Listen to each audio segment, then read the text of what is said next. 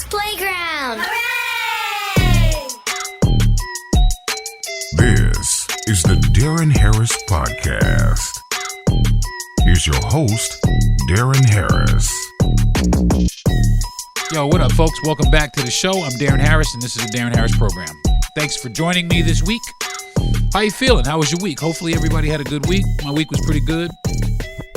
Not really eventful, but it was still good. My wife and I went out and looked for another motorhome. We're still looking for a home, so we went out and did a little bit of shopping. But that is not what I'm talking about today. I'm talking about something that is a lot more eventful and something that I think personally is absolutely wonderful and amazing. Today I'm talking about Beyoncé and her debut into country music, the country music genre. It's her very first attempt in the genre, and she made history immediately, like instantly. What I'm talking about is she released a song. Actually, she released a teaser of a song on the Super Bowl and one of the commercials, and it was just a teaser. And everybody was like, oh, wow, and then nobody really heard anything about it for a couple of days. But then a few days ago, Beyoncé dropped the single that was featured on the Super Bowl, a song called Texas Hold'em. And, I'm not a real big country fan, but I don't hate it. But I got to tell you, for her first attempt, she knocked it out of the motherfucking park, man, because she debuted at number 1 on the country charts. And not only did she debut number 1 on the country charts, she also had another cut off of the album. I forgot, 16 carriages or something like that. I believe it's 16 carriages. And it's more of a ballad, but it debuted at number 9. So she's got, in her first time in the genre, she has the number 1 song and the number 9 song at the same time. There's only one other person to do that in the country music genre, and that is Taylor Swift. She's the only other person to have 2 songs in the top 10 in the country music genre. But Beyoncé is unique in the respect that she's the first black woman to do it. And for that, I want to commend that girl. But she has been getting some serious ass blowback from the country music. Well, not really. I won't say everybody, but select people are just up at arms about it. There was a story that I read where someone had requested Beyonce's country song, Texas Hold'em. And their response to the person who requested, the radio station's response was, we play country music. We don't play Beyonce. Well, this is a country song, but they still didn't play Beyonce. They didn't play the request. So they got some blowback, and long story short, they ended up retracting that statement and basically made it seem like they didn't really have access to it, and they followed the trends of larger markets. Well, all the larger markets are down with it. But for some reason, there are still some places that just want to they want to keep their traditional country the way that it is, if you get my meaning. And what I mean by that is that country music has always been really good at like using black music, like having like using the influence of black music in country music. But they're just not real big on using black people or including black people in country music. They're just not really good at it. There's a few black country artists out there, a few of them, and they get ridiculed. They get ridiculed. But I think those days are over because the people in the genre, I think the most famous black country singer in the genre is Darius Rucker. But he pales in comparison to Beyonce, and I think there is a huge change that is about to happen in country music. And quite frankly, there are a lot of people who don't like it. One in particular was John Schneider. Now, I don't know if you guys know who John Schneider is, but I grew up watching this guy on television. He is Bo Duke. You know who Bo Duke is? Bo Duke is one half of the Duke Boys from the Dukes of Hazzard TV show. He's the blonde guy. But he also is a country music star or a country music singer. I wouldn't say he's like a star. He has like 18 albums, though. He has like 18 country albums. So after he stopped, really like with the Dukes of Hazzard, after he stopped that, he really kind of picked up and started doing music. He did music for a while. He still continued to act, and he's been on a lot of things, but some very obscure things. Nothing. I think he was in an episode of Glee. Nothing really, really mainstream. He's been in a lot of B-type movies and TV shows and things of that nature, but he still was a working actor. He's a working actor, and he still continues to make music. But he made some remarks about Beyonce's entrance into country music. I watched an interview where some lady was interviewing him, and she asked him what he thought about Beyonce and her country music endeavor. And he likened her to a dog. Oh, well, you know how these people are. They got to come over and mark their territory like dogs in a dog park. Like, for real, bro? That's crazy. Like, it really kind of hurt my feelings, too, because, when I was younger, I used to watch the Dukes of Hazzard before I realized what the fuck it was really about. But I used to watch the Dukes of Hazzard.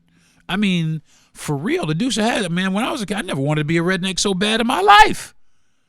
They made that shit look cool. They made being a redneck look cool as fuck. I can't front. They really did. I had my little belt buckle and everything.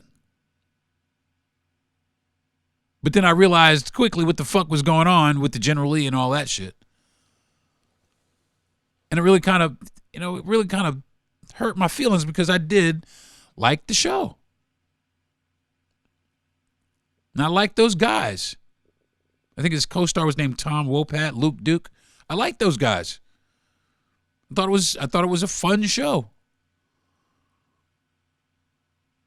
But it wasn't. It really wasn't, not for a lot of people. And when I look back, I understand why. And also, I can kind of understand why this person would form these ideologies. And it's just not cool. It's not like something that is becoming of someone in that entertainment van. He really kind of, he took the gloves off. He took the gloves straight off. He called her straight up. He's short of calling her a dog, man. But I don't think she's fazed by it. I'm going to tell you why she's not. I don't think she's fazed because, number one, she's a billionaire and she don't really give a fuck about John Schneider. But I don't think she cares because I think she's doing something greater. I think she's trying to bridge a gap. And that's what I really think that she's trying to do. I think Beyonce is trying to bridge a gap between two cultures. And I can't front, man. I think it's working because, like I said, a lot of people in the country music genre, people that enjoy country music, they're hate, but a lot of the people aren't. There are a lot of people that are super supportive, that are in the genre, especially the women, super supportive of Beyoncé joining the ranks. And I got to say, I'm very impressed. And I think that it's the start of something that could be good for our country. Now, I said something about Taylor Swift a few weeks ago, and her ability to appeal to a large audience of people. Beyoncé is the same type. She has the same type of, she moves the same way. Those two women right now, I mean, if those two women were to get together and make a song, I think the entire world would stand up and listen. I think a lot of things would change. They are two women that could literally bridge the gap between us. Those two women could change history in our country if they were to focus on that. If they were to focus on, hey, let's put our heads together and try and bring our fan bases together. I mean, there's people who love Beyoncé. There's people who love Taylor Swift, but there's also people on both sides that don't know anything about the other. And I think that would be a great opportunity for us to kind of move forward with this, at least in the musical genre, with all of this division, to try to get by all of the divisiveness that is between everybody. But there's some problems, though. There's a lot of problems. And the problems are this. While Beyoncé has entered the country music genre and she's gotten a lot of pushback from a lot of people, there are countless white artists that have made their way into black music, and they have been welcomed. Some of them, really welcomed.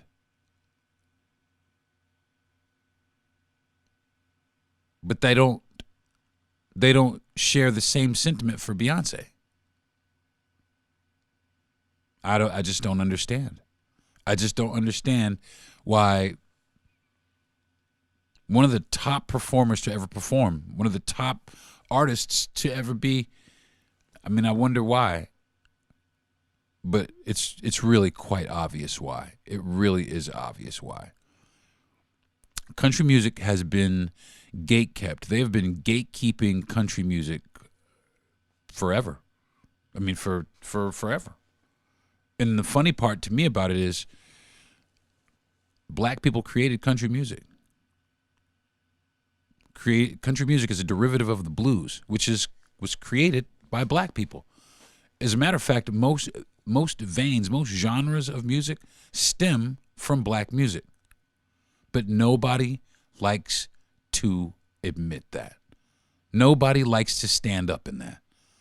They always try to make it seem like we weren't as innovative as we were, that we didn't create the things that we created. They take a lot of, I'm just going to use the word they, but they take our names off of things that we've created. For instance, I'll give you a really good soul food, okay? Soul food is soul food. You know what soul food is: collard greens, cornbread. It's not. It's soul food. But what they've done is they've changed it to country food. Because it's country food. No, it's soul food. It's soul food. That food has its origins with black people. But they won't give us that title unless it's us that's doing it. If I open this restaurant over here and I'm a black guy, right, I could call it soul food all day. But if I'm a white guy, I'm going to call it country food, even though it's soul food. And it's the same thing with the music. Lil Nas X, he came out with Old Town Road, and it was a smashing success. And very briefly, it was on the country charts, but it was removed because they decided that it didn't fit the norm or the narrative of what country music is, because it was basically 808s with rolling hi-hats, but we talked about the same stuff that country music does. Same thing. I'm riding my horse. I got my boots on. Same thing. And it was the same thing, but he was shunned away. He was shunned away. He was shunned away. And his song was taken down, but it charted. It still charted. It was number one for 19 weeks in a row. But still, country music refused to acknowledge that, which is almost kind of hypocritical, because then you have country music. There is now country music and country music videos that are starting to resemble black music and black videos. I mean, if you don't believe me, dig in the crates and watch. Jason Aldean, I did a podcast about his ass too. Jason Aldean, you know, he pretty much rapped on one of his songs for real. Okay, if that's what you want to do, okay then. So if you could do that, then how come we can't? How come it's okay for everybody else to cross over into our genre, but it's not okay for us to cross over into their genre?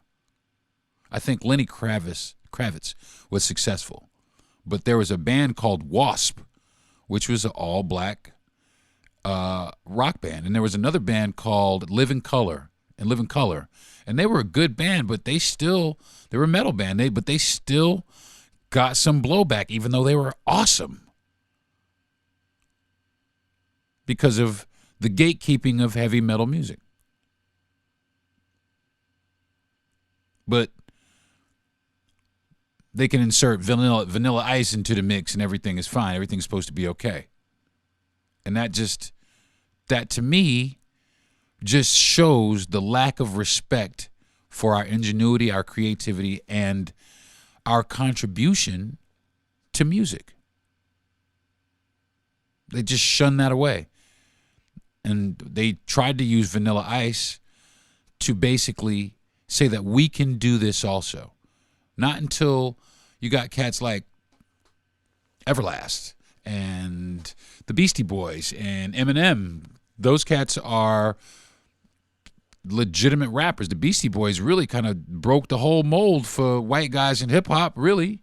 I mean, then there was another group called Third Base. You know, MC Search, that dude could rap. You know what I'm saying? And he's always gotten props as a white guy that could rap.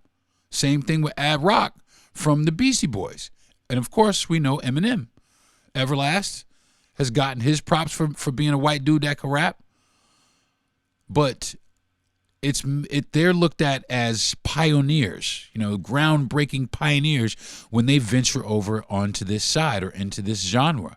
But we are looked at as people who are trying to copy or steal or pollute that genre, the genre. They want to keep it pure. In other words, they want to keep it white, for lack of a better phrase. And that's the honest to God truth. That's exactly how I feel about it. They want to keep country music white. But it's hard. It's getting hard for them to do that because there's so many talented people of color that enjoy country music. And, of course, they go out and sing country songs. And they're ridiculed and they're looked at and they continue on. There's several black women country artists that have been country artists their entire careers, but you don't hear about them. You don't hear a lot about them. You don't hear a lot about them. But you're going to start hearing about them now thanks to Beyoncé. She really did. She broke that ceiling. She broke that ceiling, and not only did she break it, she broke the shit out of it till I don't think they're ever going to be able to put it back together in the way that it was, because not only are black people excited about it, but white country music, some people are excited about it because they're fans of Beyonce also. They like country music, but I think just about every woman in the world almost likes Beyonce. It's hard to not like her. And they're trying to say, oh, she's not country. Well, Beyonce's from Texas. She grew up in the country. They celebrate cowboy culture in her family. She is a country girl. She grew up in the country, right outside Houston. And they need to stop when they're talking about, she's not country or she doesn't know anything about the genre. I think she can sing, and I think that it doesn't matter what genre she's in. I think that she can pull it off no matter what it is she does.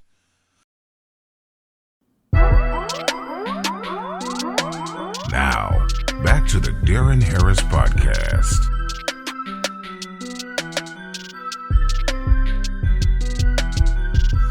What's up, folks? Welcome back to the show. Today I'm talking about Beyonce and her debut into country music, and the good, the bad, and the ugly of it. And I think I don't see any ugly, and I really don't see any bad. I really see good, and I think that, man, I'm going to tell you what, thank God for Beyonce country music, because the genre itself was losing traction again. It creeped up a few years ago. It was doing really well a few years ago, but started sliding back down the ladder. And something like this, I mean, all of a sudden Beyonce's song is the number one country song in the land, from arguably the number one pop star, well, not R&B star, and probably one of the top two pop stars. Top three, if you count Rihanna. Taylor Swift. They're the heavy hitters out there. There's not a lot of billionaire chicks out there, but that's three of them right there. And it's obvious how they got there is their talent and their business savvy and their ability to make good decisions, their ability to appeal to a broad audience. All three of them, super broad. And those women are very capable of changing the world via music. Just think about that for a second. Just think about that for a second. If Taylor Swift and Beyonce made a song together, and then if you incorporated Karol G, his shit would be over. There wouldn't be anything anybody could do about it. I'll tell you what, men would be real scarce. We better watch the fuck out. Because I'll tell you what, if them chicks get together, man, it could really be like some significant change here. I mean, Taylor Swift, she told a bunch of people to go vote, and you know what they did? They got up and went and fucking voted. That's why people in the political world are very afraid of Taylor Swift. They're afraid of this girl because of her reach. Same thing with Beyonce. They actually have real reach. They reach people for real. People bump Beyonce when they breaking up with they man, or for real, man. It's really serious, and people don't really think it's that serious because music is just pop. But people are influenced by these people. This chick could put a potato chip bag on her head, and tomorrow, every chick you see in the street will have a potato chip bag on her head. No bullshit. There's only a few women that can do that. I don't know. I just think that people are reacting to the wrong thing. I think they're concerned about the wrong thing. I mean, for crying out loud, nobody said shit when Andre 3000 came out with the Flute album. Nobody said nothing.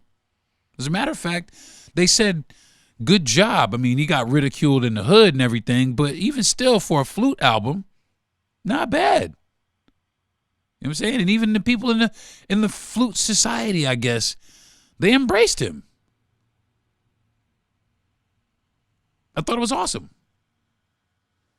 And some people are going to be mad. Let those people be mad. Those people, you need haters, man. You need people to be mad.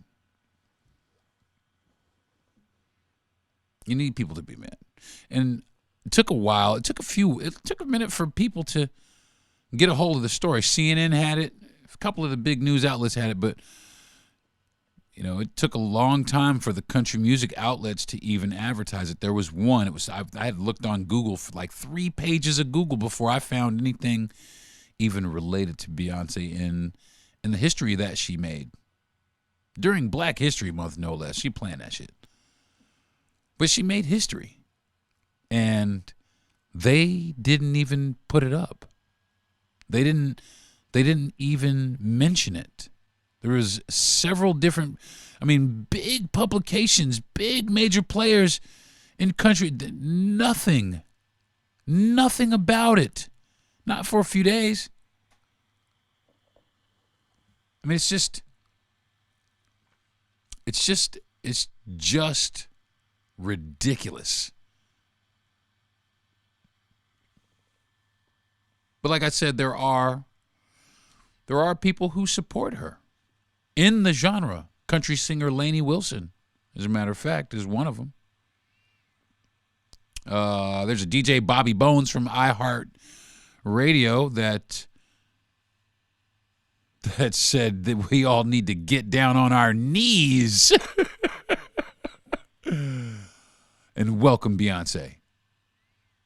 K. Michelle, everybody in hip-hop, everybody.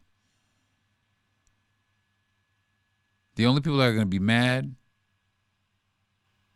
are the racists and the uneducated people who think white people created country music.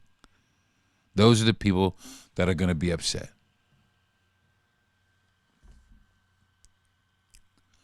In 2019, country music artists of color only made about 4% of the genre. 4%. 4%. That's not a lot of people, man. That's not a lot. That's not a lot of songs. Well, it's just not a lot of reach, not a lot of traction, probably not a lot of play. Probably doesn't even reach the audience that it's really intended for.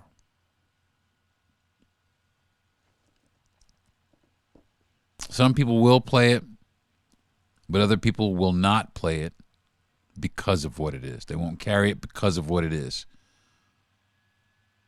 who it's by. And I think that is the most disgusting thing in the music business, is the fact that there has to be racism, that there's racism. People judge you by the type of music that you create. You are judged as an artist by the type of music that you create. Even collaborations. There's some collaborations out there, crossovers, and those were well received, especially, the men that do it. But the women, not at all. Not at all. And it's just, I don't know, for me, it's just sad that there's so much ignorance out there that people can't take those goggles off for a second and enjoy a good song. I really enjoyed it. And like I said, I'm not a country music guy. I've never been a country music guy. I do like some country tunes, but I'm not a big country music person. But I think I will be now, thanks to Beyonce, and I want to thank her for that. If you haven't heard it, the song is called Texas Hold'em. It's fucking awesome. And she sounds wonderful. The track is amazing. And I wish her the best of luck in the genre. And we love you. And don't let them get to you, and keep grinding, girl.